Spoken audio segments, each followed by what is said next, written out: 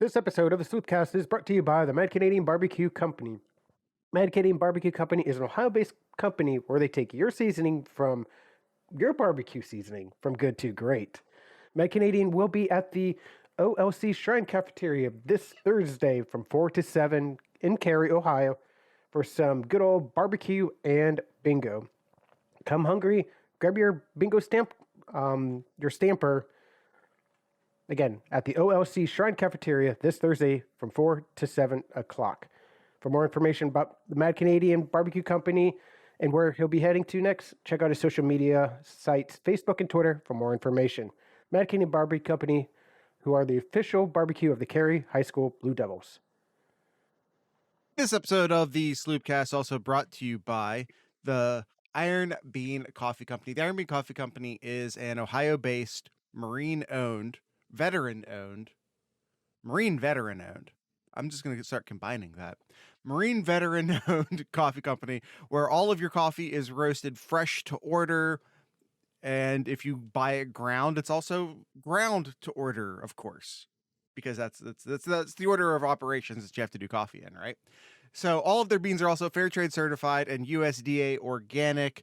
We'll come back and talk about what some of those coffees are in the second ad read. But for right now, you can just go to ironbeancoffee.com and find your new favorite coffee. That's Iron Bean Coffee, America's local coffee roaster.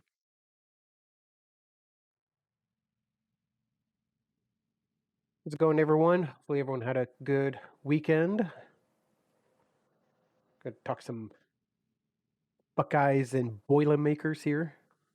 The spoiler makers no more. By the way, Yep. why was everyone acting like the spoiler makers was a new? Anytime I turned on any sort of pregame, everyone was like, "Oh, now they're the spoiler makers." I feel like we've been saying that on Twitter for like 10 years. Maybe longer than that, but we got a lot to get to, Jared, so let's go ahead and jump right into it.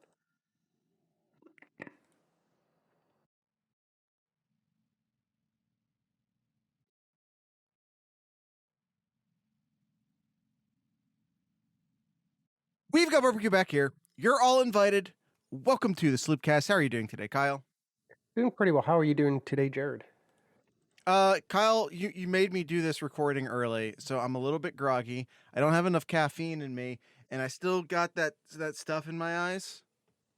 Did you get some coffee from the Iron Bean Coffee Company yet? I did. But I got kind of a throat thing going on, so I did have to switch to water for the actual record. But don't worry, I still got an Iron Bean sticker on it. All right. And All right, awesome. All right. I have some, and hold on, I need to do equal for the sponsors. There, Mad Canadian sticker too. I'm an equal opportunity shill. Let's jump right into it. Ohio State defeats Purdue 59-31. And I felt like it was a lot, well, especially in the first half of that, it wasn't even close. Ohio State came right out of the gate, took a 21-7 lead in the first quarter and extended that to a 45-17 halftime lead and just did not look back from there. Your first thoughts, Jared? Well, I mean, one, I wish they maybe would have looked back a little bit, because they, not that Purdue ever quote unquote got back in it, but for those of us, and not that I had any real life money on it because don't real life gamble, but for those of us who at least had a slope pick on the line, they made it a little bit nervous there for a moment. Ohio State was never in danger of losing by any means, but from a point spread standpoint, it got a little bit hairy there. And also just like from a style point, people are worried about the final score. The committee watches the games. They understand the circumstance. They know. Oh, but we could have won by 40 instead of it's fine. Don't worry about it. And by the way, like, this is who Purdue is. If you look at the stats that Purdue put up, Kyle, I think you dropped a really good stat somewhere in the Discord, somewhere where you were just sort of comparing like Purdue's stats this game versus their stats this season, and for the most part, they lined up. Like, they average about They average about 410 yards per game. This a little bit more than that. They ended up 480 yards, but that tends to happen when Ohio State went up big, and then Purdue went on to pass 52 That times in this game. that literally happens anytime if you go up big and the other team is forced to try and play catch up, the other team's going to score or get a bunch of yards. That's football. That happens. Yeah. I mean, credit to O'Connell though. He played about as well as you would expect it to. He threw the ball very well, 40 for 52. He threw it 52 times. Didn't throw a pick, which I thought there was going for that many times. I thought that Ohio State would have gotten at least one interception, but only incompleting the ball 12 times. This is who Purdue is, and the type of defense that Ohio State ran. So in this game was more of a, hey, we're going to play a deep zone and let everything in front of us. Yeah, and that's how Ohio State going to win this game here, trying to prevent all of that deep threat that Purdue has gotten in games past and won by getting those deep balls and those long drives. And Ohio State really limited them and forced everything in front of them. So that's why when you look at the final stats here, Ohio State letting up 480 yards to Purdue. It doesn't look great stat line, but the end result is a 28-point victory. Yeah, and like O'Connell has 390 yards a day, but as Kyle pointed out, it took him 52 attempts to get there. You know, you hold what is a pretty explosive pass offense by Purdue to 7.5 per attempt, which is not bad. Which is not bad for a competent passing team. Pretty good. You hold David Bell to 103 yards, which, like, I understand, like 103 yards is still a good game, but it took him 11 receptions to get there. His long was only 23 yards. Yeah, there was no reception of over 30 yards in this game. By them. Yes, by them. Yes. This was Ohio State's game plan. And I've said it 1,000 times on the show, and I'll go 1,001. I don't mind. This defense is never going to be great. I understand you want it to be, and I understand that some people are like, well, don't lower your expectations. They changed their defense midway through the season. I hope everyone understands how correct Buckeye Zach. David Bell did not score. I hope everyone understands how impossible that is to completely change up your defense as much as Ohio State did midseason, how impossible of a task that is and how well they're doing based off of that. And honestly, this is better than they looked at last year, and how frustrating we were in the 2020 season. But yeah, this is so much better than what we saw last year. This is better than what we saw in September. Yes, much better, especially on the ground game, which, spoiler, Ohio State really needs to keep that up for next weekend's game here. So enough about Purdue here. Yeah, they're going to get their yards in Ohio State. When they got the turnovers from Purdue, they made them pay. I believe both times that Purdue turned the ball over, Ohio State scored a touchdown there. Yes. So let's talk about Ohio State's offense here. Over 600 offensive yards in this game. CJ went 31 for 38. So we were talking about O'Connell being very accurate. CJ even more accurate in this game here. 31 for 38 for 361 yards, 5 touchdowns, and more importantly, no interceptions as well. Yeah, and he had a 9.5 attempt average, which, is 2 more yards than O'Connell had. Like, again, it doesn't bother me so much that O'Connell has almost 400 yards because it took him 52 tries to get there. And because Purdue essentially from halfway through the first quarter was playing catch up. Yep, pretty much. Now on the rushing attack here, I so happy to see Chop, and that's Mayan Williams, getting his carries in here, and very effective too. Like he looked like a man on a mission here. He led the teams with carries and yards. For the team, got over 100 yards, averaging 8.4 per carry. And Henderson got his good share too. He was averaging 7.5 as well. So very, very good rushing from this Ohio State team this weekend. Yeah, and I think this is one of the criticisms we levied at the coaches last week, because we were pretty hard on the offensive coaches specifically last week. And one of the things we said was like, we understand not wanting to overuse Henderson because he's a freshman. We get that. But like, you have Mayan Williams right there. Use him. Mm-hmm. And they did this week. And like you said, to great effect. It was mostly second half yards. Ohio State never went full backups here, though. Let me just clarify that. Ohio State never went full backups. They had the starters out there the entire time.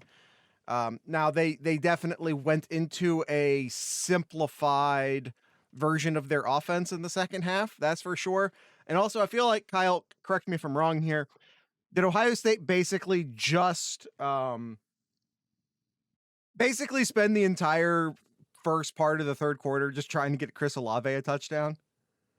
That's what it felt like. And it should have had two for the game, but I don't understand.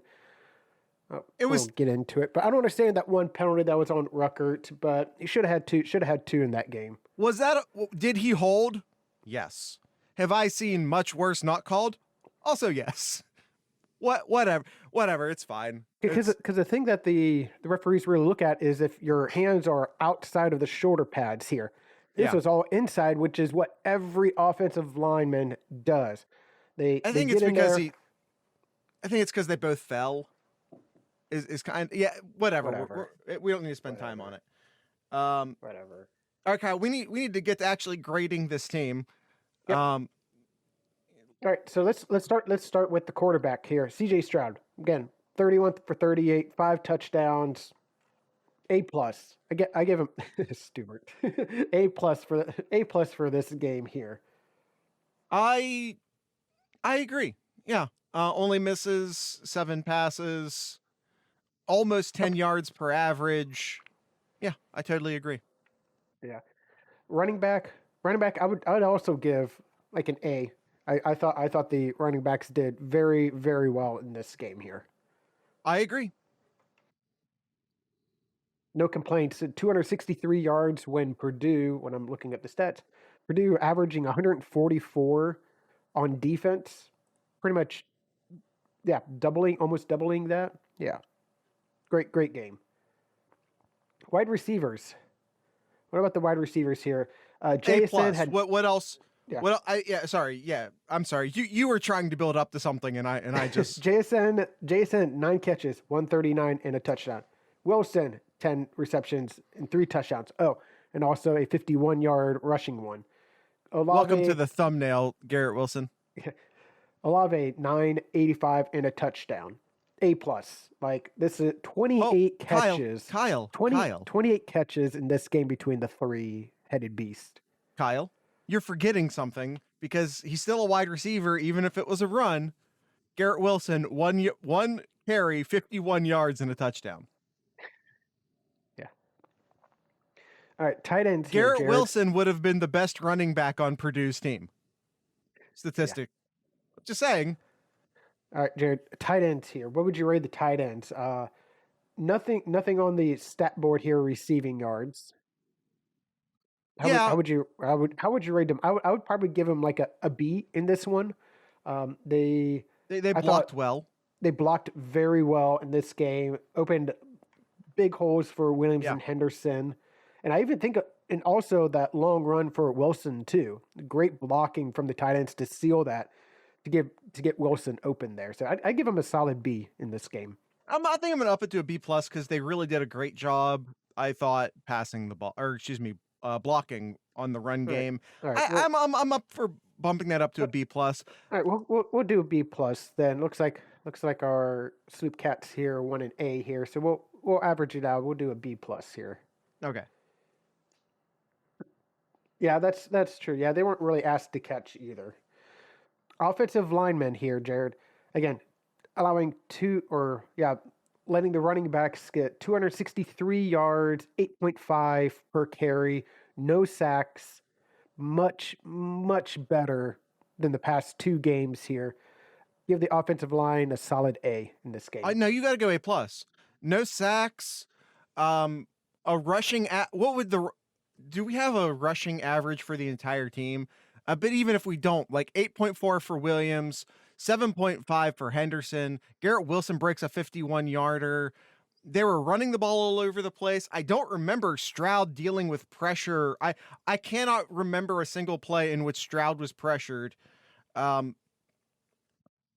got to give him an A plus here. And by the way, Purdue has a good defensive line. We talked a lot about it during Know Your Enemy. They have two guys in particular on that defensive line who are very good players, very, very good players. And we just didn't hear from them the entire game. I mean, Karlaftis, how many tackles does he have there? 3.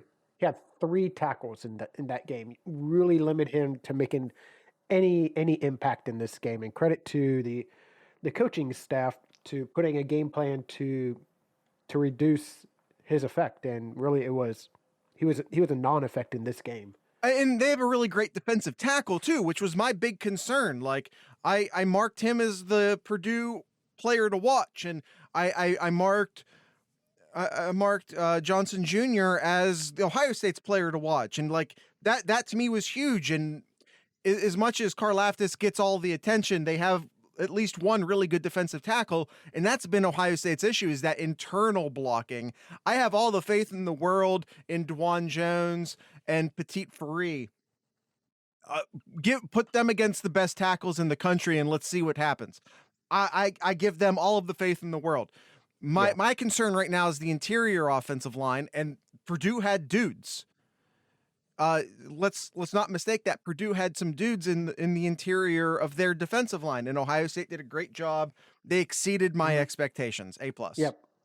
Branson Dean, that really good defensive tackle. Nothing on the stat board, which I know sometimes defensive tackles don't really make an effect on the stats there, but no sacks, no tackles for loss. Great job by that interior, as Jared said here. I think this is a good time before we talk to the defense here to do a quick ad break, Jared. So why don't you kick us off? Tell us a little bit more about the Iron Bean Coffee Company. The Iron Bean Coffee Company. Let's take a look here. Let's go to the all coffee section on the website. Iron Bean Coffee Company, Marine veteran owned company. Holiday season coming up. You can do gift cards. You can get free shipping over $50 if you want to buy a bunch of coffee for a bunch of people. You can. Let's see if they have the shebang. Nope, shebang's still out of stock. Sorry, everybody. If you have coffee drinkers in your life who aren't like serious coffee drinkers, for lack of a better term, there's a flavored section. So let's take a quick look at the flavored section. Cinnamon roll still sold out. I was really hoping to do a thing where I'd be like, hey, everyone, the cinnamon roll. Nope, it's still sold out. Sorry. But I think the lesson to be learned here is to make sure to buy. If you have your eye on that one coffee, make sure you buy it. Make sure you buy it because, the supply chain is what it is. So, cinnamon roll still sold out, but the salted caramel mocha, the vanilla hazelnut, the butter pecan, the peanut butter chocolate, the banana foster, the grog, the white chocolate peppermint, which is, I believe, seasonal. So that was out of stock all year. Make sure, if you want that, make sure to grab it now. The blueberry, the mom's carrot cake also currently sold out, and the mint chocolate chip, all those except the cinnamon roll and the carrot cake in stock. If you want it, make sure to get it. Make sure to get it early because supply chain. So with all of that being said, you can just go check out Iron Bean Coffee for yourself by going to ironbeancoffee.com. That is Iron Bean Coffee, America's local coffee roaster. This episode is also brought to you by our good friends over at the Mad Canadian Barbecue Company. Mad Canadian, again, will be at the OLC Shrine Cafeteria this Thursday from 4 to 7 for some barbecue and bingo. And let me read you some reviews from customers who've had some Mad Canadian food. Here's one just recently. Here's a woman here just said, awesome barbecue pulled brisket. Loved it. Husband loved it. Can't wait to have it again. Here's another one saying, again, talking about the pulled pork here. It was lean and delicious. The chicken coleslaw and dill potato salad were homemade and were great. We'll definitely eat here again. There's so much more great reviews from the Mad Canadian. So if you're not sure what to have for dinner Thursday, or heck, just throw away your dinner plans, head on over to Cary, get some good old barbecue from the Mad Canadian Barbecue Company, and tell him the fellas over at the Sloopcast sent you. Check out his social medias for more information about him and his food truck and where he may be heading to next. Mad Canadian Barbecue Company, or the official barbecue of the Cary High School Blue Devils. All right, Kyle, let's grade that defensive side of the ball. What do you say? Yes, sir. So no, I don't think we're going to be. I just want to. We stated a lot at the beginning of the show how much we felt like the defense was getting a little too beat up, maybe on social media and other places. So we're going to be a little bit tougher here as far as our rankings, but I'm just letting you guys know right now that I don't think we're going to be as hard on the defense as you guys want us to be. Maybe aside from a spot or two. But let's get into it. Let's get into it, Kyle. Yep. All right. So let's start with the defensive line here. So overall, again, defensive numbers here: 481 allowed, 390 in the air, 91 on the ground, but they did recover a fumble as well. Yep. So the defensive line here, letting up 91 on the ground, about 4.8 per carry. Didn't really get any pressure on the quarterback, but I want to play devil's advocate here because I know, as Jared said, just defense getting really pushed around on social media. The quarterback O'Connell threw the ball like within like less than 3 seconds. Like it seemed like every throw that he made was to just quick slants, quick 3 yards and out, or bubble screens. So their offense game plan was to get rid of that ball quickly. Yeah. And which is why you don't see a lot. That's why you didn't see a lot of deep throws. There was a couple of them. The one touchdown that where the fullback, I want to say he's a fullback, or the running back. He's technically a running back, but he's a running back. The running back was on the trips wide, and no one got him covered. But yeah, I'd probably give the defensive line probably like a C+ in this game. I'd like to see a little bit more pressure in this game, but they did enough to stop them on key third downs though. So maybe a C+. I think a C+ is fair. I want to say that's fair.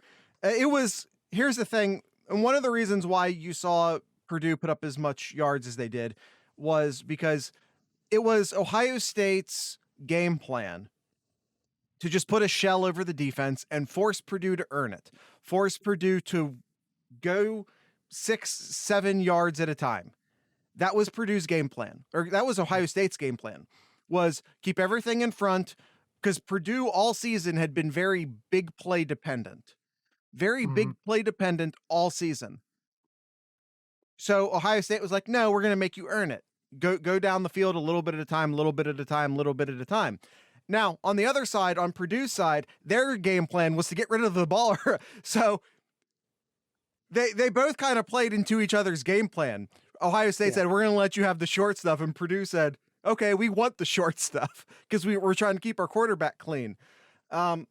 So Ohio State said you can have the short stuff, and Purdue took what was given to them. So I think that's why you saw this game on this side of the ball play out the way it did. And to Kyle's point, why we didn't see more pressure from the defensive line.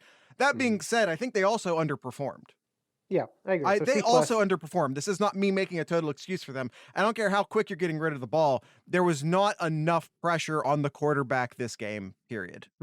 Agreed. Yeah. So I think C plus is fair. Linebackers here. I want to give the linebackers a better grade here because one of the players that we told everybody to watch out for was their tight end, Payne Durham. Big tight end, big Yep. target. 2 receptions, 5 yards, non-existent in this game here. I'd probably give the linebackers like a good B in this game. Maybe Yeah. you can maybe a B plus, but I'll I, stick with a B here. I thought they did very well. Again, they're still not where I would like them to be when it comes to the zone pass coverage. It hasn't been all season. It still showed up here in this game, yeah. but covering the tight end when they need to, not letting big plays develop and getting big tackles when they need to. I I think I thought they did enough, and I think a B is sufficient for me. Yeah, and I know I've said it 1,000 times during these episodes, but once again, I'm perfectly happy to say it 1,001. We grade based off of expectation. We have a higher expectation for the defensive line than we do the linebackers based off of the amount of talent available, right? Mm-hmm. So even if the linebackers and the defensive line have about the same quality game, the linebackers are going to get a higher grade because they're kind of trying to mishmash some stuff. I mean, the best linebacker on the team right now, if you don't count the bullet position, not counting Ronnie Hickman, essentially, the best linebacker on the team right now was recruited to be a running back.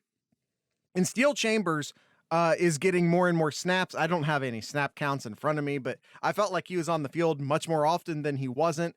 And I feel like he's our best cover linebacker.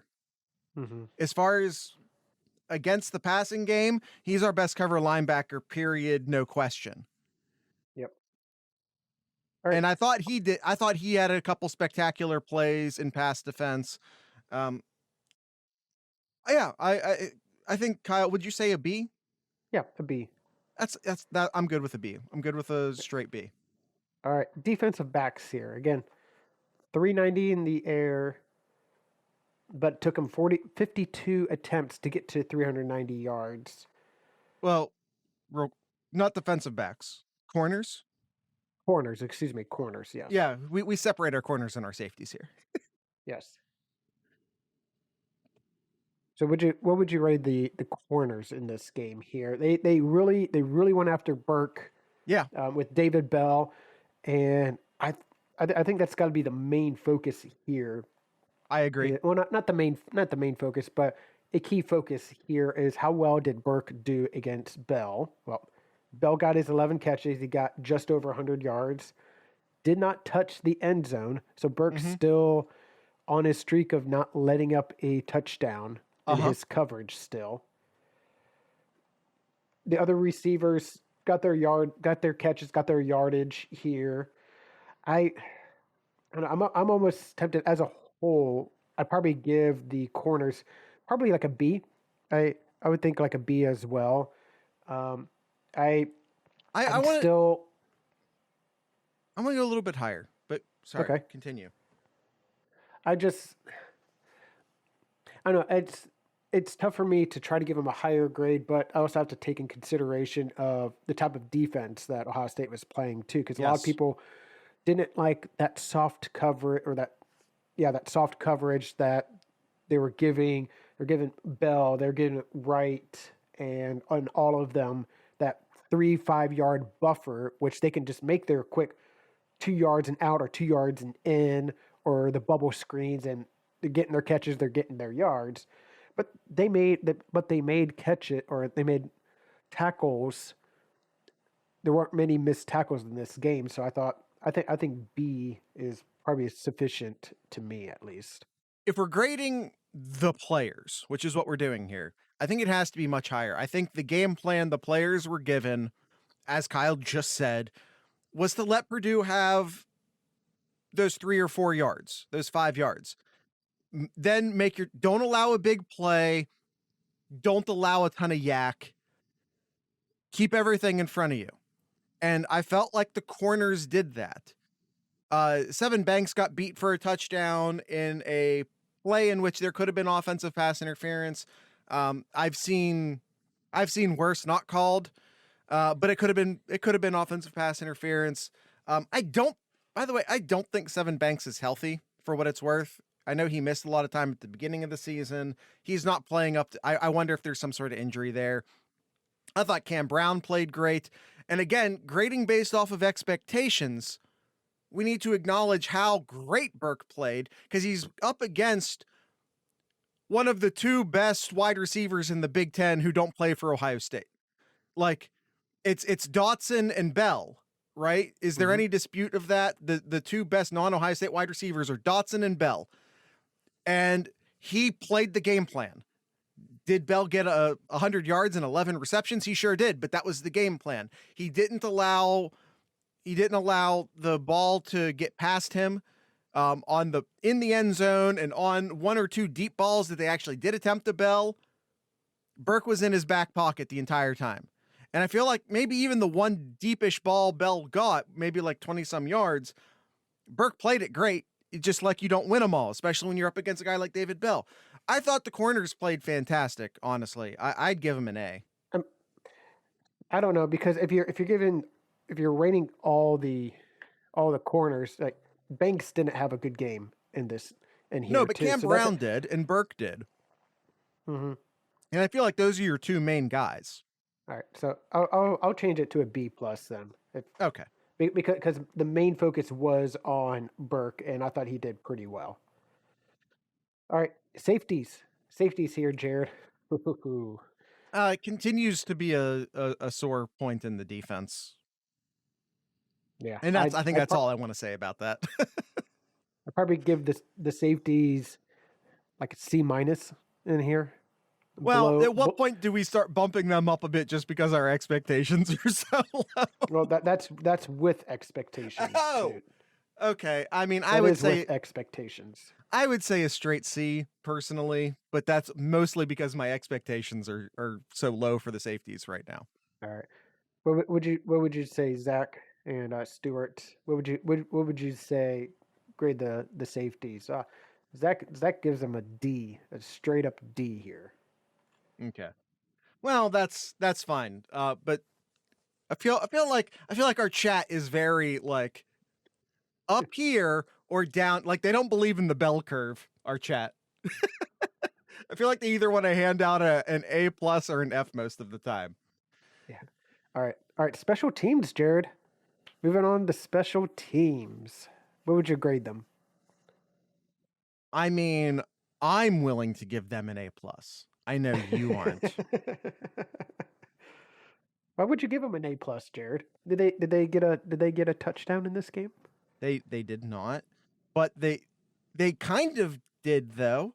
They essentially recovered a deep onside kick, and which immediately led to a touchdown. No missed field goals because Noah No Struggle Ruggle is on top of his game.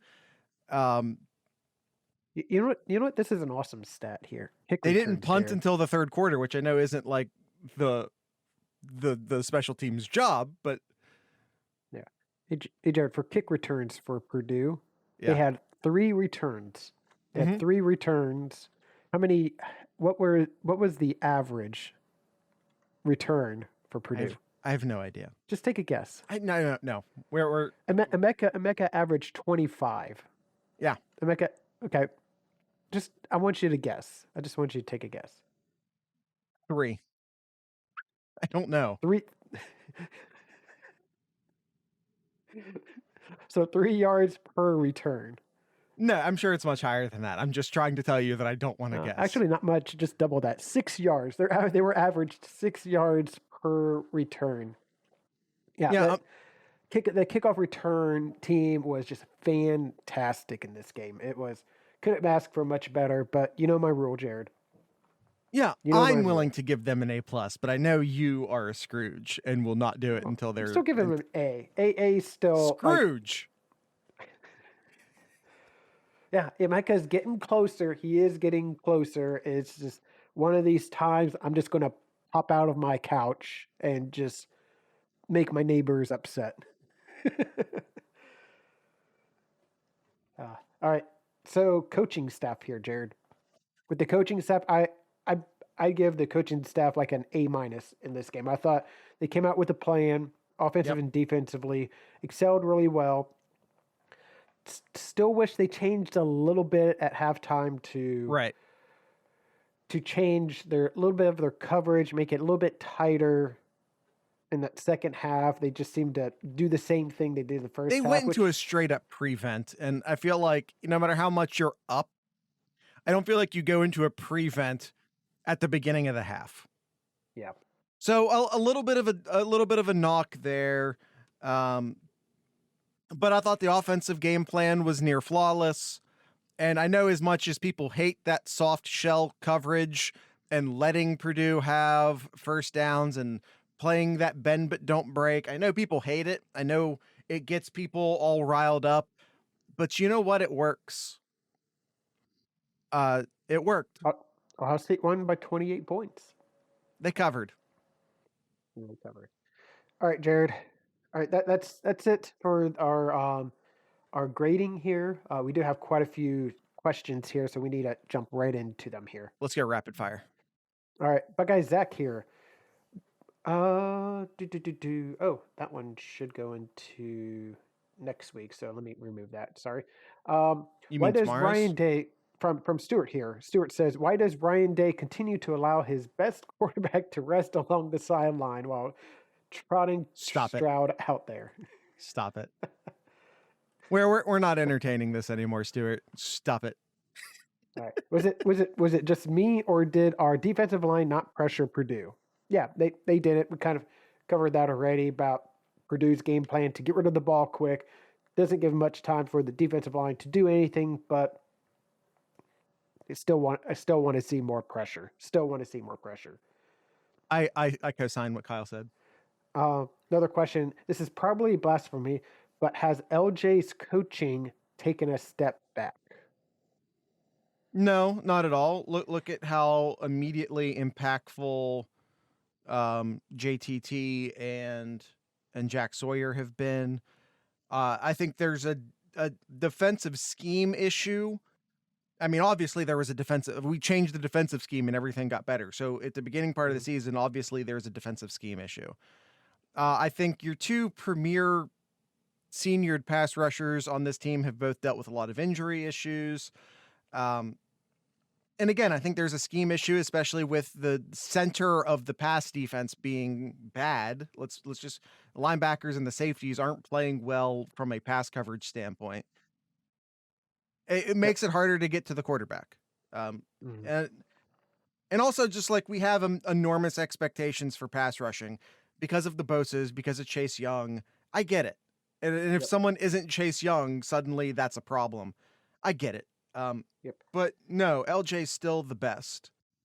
All right, Kabuto here asks, should Ryan Day start the next game with a drive of nearly all run plays to give that O-line confidence?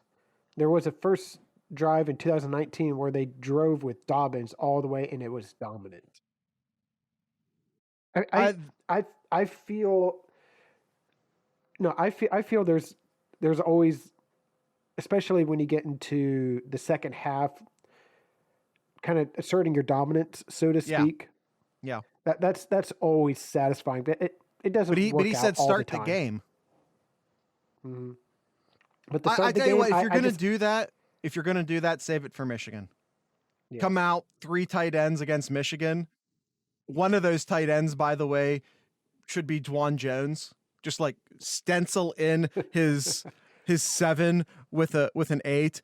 Trot Dwan Jones out there, let him play some tight end, and just tell Michigan, hey, this is what we're doing now. Stop it. Yeah. Our wide receivers are our best in the entire country. Our wide receivers are the deepest in the entire country. You know what? We're going to let them take the first play off, the first drive off. Here's a good question. Is from Kabuto as well. Is Ohio State's performance against Purdue the offensive explosion that magnifies parallels to the 2014 Natty? I don't know. I mean, I get there's a lot of comparisons between this team and the 2014 team, which yes, also has me excited. The early loss, the struggles that they had to overcome and fix during the course of the season. But But the defense still not up to par to that 2014 season still. no, but this offense is way better than the offense in the 2014 season. Agreed. Yes, Yeah. agreed. All right. Here's a question from Hoosier Buckeye Zach. Why won't Day just drive the dagger into opponents in the second half? Does he enjoy giving Buckeye Nation heart attacks? I didn't get a heart attack in the second half. I was a little annoyed. I was a little annoyed seeing them continue to move the ball easily in the third quarter, but to me, it didn't give me a heart attack. But no, and like I've already said in this show, it was Ohio State's plan to let Purdue have the easy stuff. It was Ohio State's plan to let Purdue have the easy stuff. It was Purdue's plan to take the easy stuff.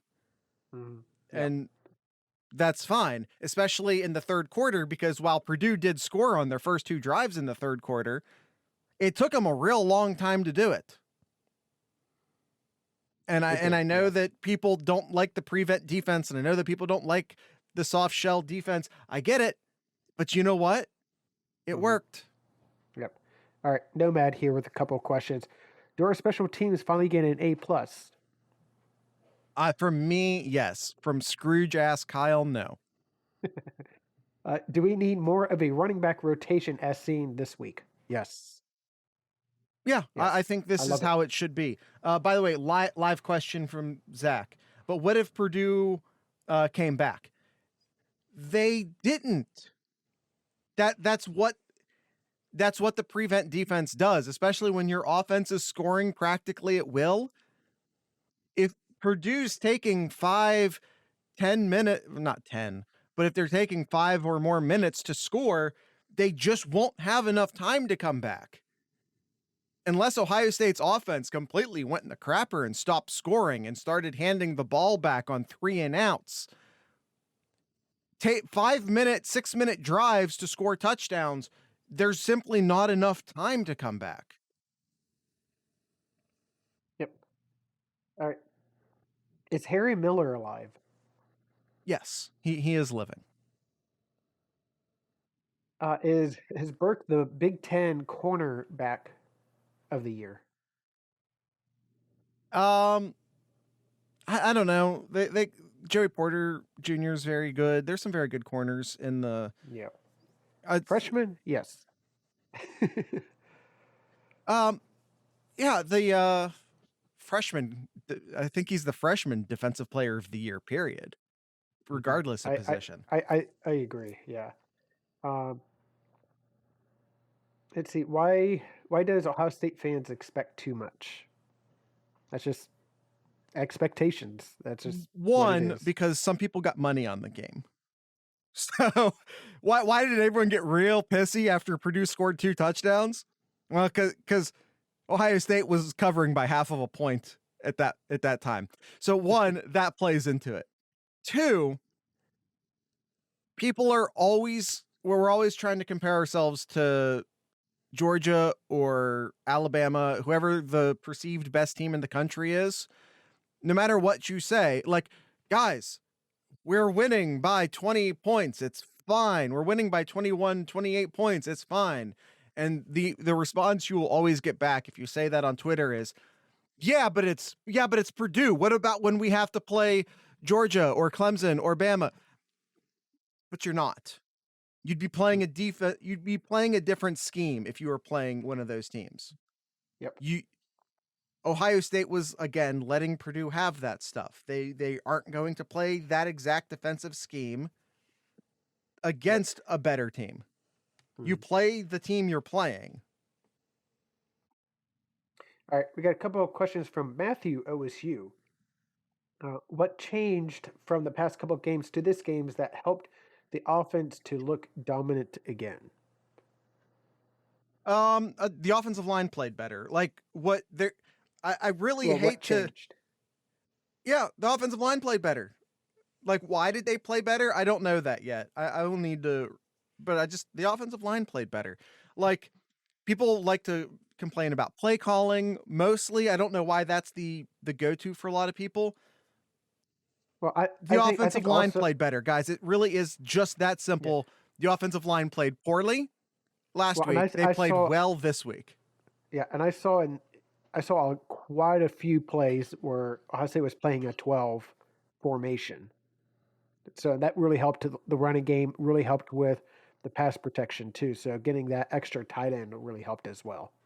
The 12 group, the 12 personnel for anyone. That's one running back and 2 tight ends for anyone who doesn't not understand that.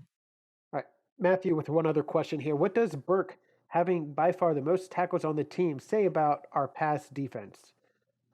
Solely focused on not giving up the big play, so willing to give up the short passes? I believe we have said that approximately 11,000 times this episode. Yeah. Yes. It doesn't say as much about Ohio State's pass defense as it does say something about Purdue's offensive scheme, which was get the ball to Bell as much as humanly possible. Yep. All right, Jared, that is it. That's it for this questions, and I think we should end the show. Yep, that's all we have. So, did Burke lead the team in tackles? If I'm looking at the numbers here, I believe he did. He did with 11 tackles, 10 solos. So that tells you right there, like he's able to tackle Bell in space too. Okay, I'm sorry. I know we're about to end it, but we have a brilliant question from Stuart in the live chat. Okay. This is the type of brilliance that we get. This is amazing, and I feel like it's a foolproof plan. Okay. Should we have a running back jump on Dwan's back, piggyback style, and allow Dwan to give them short yardage? Yeah. I think absolutely. You sacrifice the extra blocker. You make Dwan Jones as top heavy as humanly possible. I mean, more so than he already currently is. And you just see what happens. Because I feel like if worse comes to worse, if like the blocking's not great, Dwan Jones could just take the ball carrier and throw him over the line. There you go. And I feel like everything will be fine. All right. And on that note, that's today's show. I want to encourage everyone to join our Discord server. That's it. Join the Discord server. Check out our merch.thesleepcast.com store. And we're on Twitter. I barely tweeted during the game yesterday. We're hanging out in the Discord server. Discord.thesleepcast.com. If you don't know what it is, it's just an app on your phone or a website you can go to. And it's somewhere, it's like a message board, but not, because it's a live chat. So it's, quite frankly, the modern iteration, a much more modernized version of a message board. It's a community. Also, if you want to give us feedback on the show, go to survey.thesleepcast.com. We're already making changes to the show and to the Discord server based off of your feedback. So we're absolutely listening to you, and your opinion matters. And you can give us that opinion by going to survey.thesleepcast.com.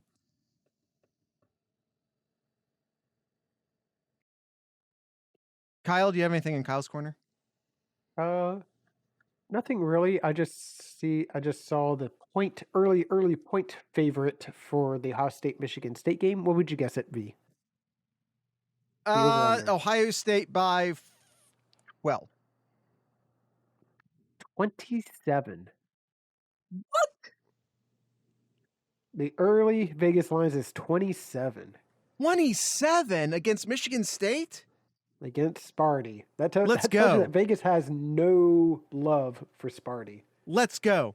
Kyle, once again, I hate to tell you how to do your job, but I feel like there's a very big item available for you for Kyle's corner. A very, very, very big item. Oh yes, that's right. We had a big boom. Go. Thank you. We had a big boom. Thank you. Sonny Styles. Sonny Styles committing to Ohio State. Local kid, plays for Pickerington. If anyone doesn't know, Pickerington is one of the big suburbs just east of Columbus. Um, it's a huge pickup. Ohio State definitely feels like they should have anyone that close to Columbus for sure, but Sonny's brother plays for Notre Dame, and Marcus Freeman coaches at Notre Dame, and Marcus Freeman has a lot of connections, obviously, within Ohio. Um, it's a huge pickup for Ohio State because you don't want to lose, like, but also I think aside from all of that, I think it's a huge pickup for Ohio State because the 2023 recruiting class has like their corner, no disrespect to either of the other two guys, but this is like your cornerstone guy who will lead the class. Like Mhm. the Yeah, he's still 2022 class has a couple leaders who are the leaders of that class. As far as like peer recruiting and all of that goes, but because peer recruiting's huge, more and more, it's becoming huge. Ohio State now has that cornerstone sort of class captain, if you will, Mhm. for the 2023 class. Yeah, Ohio State still has to be very careful though, because Notre Dame really, really loves this kid here, and even the experts still have, well, granted, just one, but still have Notre Dame as favorite here. It's still a long ways to go in this recruiting process, but really good to I see think that he he's came in. out. He came out early to announce his commitment to Ohio State. I think he's in. I'm not worried about it. I All think right. he took a lot of time and I think a lot of thought deciding between Notre Dame and Ohio State, Yeah. and I think he made the choice early to lead the class. I Yeah. think that was his choice, and aside from Ohio State completely hitting the dumpers, I don't know. I don't think Styles is going to change his mind here. Um, Okay. Also, Ohio State legacy. Also, an Ohio State legacy, which is always nice to see. Kyle, is that it for Kyle's Corner? That's it. All right. Tonight's ending music will be brought to you by Cincinnati-based band called Motherfolk. I know I think I played them just last week, but I'm playing them again. Why? Because they are playing at The Basement, which is a awesome little venue in the Arena District in Columbus. They are playing this Friday. That is Friday the 19th at The Basement in Columbus, Ohio. So for those of you who live in the Columbus area, go check it out. They're an amazing live band. They're a rock band, but with a lot of great hooks. Incredibly, just go check them out. They're great. So, with all of that being said, I'd like to encourage everyone to drink local beer, listen to local music, and of course, support your local podcasters. Once again, this is Motherfolk.